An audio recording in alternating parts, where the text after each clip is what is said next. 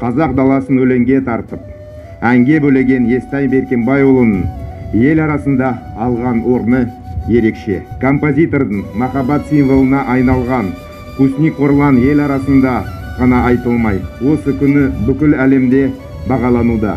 Әншінің есімі халық жадында мәңгі қалатыны сөзсіз.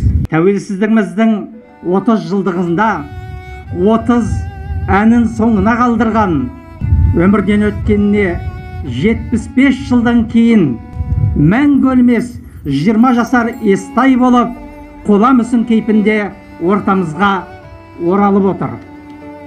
Идеяны бар өнерін салып жүзеге асырған мүсінші Азат Баярлин ағамызға әнші әулетінің атынан алғысымызды айтамыз. Гүлшоғын қойған кезде мен қатты тебірендім. Тіпті көзіме жас келді, өйткені осы кісінің әндерін кішкентай бала кезімнен құлағыма сіңіріп өсірген едім.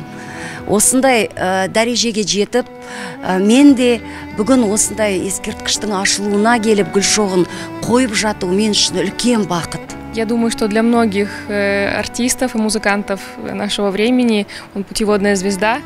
И я очень рада, что здесь, возле дворца имени Истая, открылся такой прекрасный, красивый памятник. И теперь павлодарцы будут радоваться, помнить его и чувствовать его ближе к сердцу.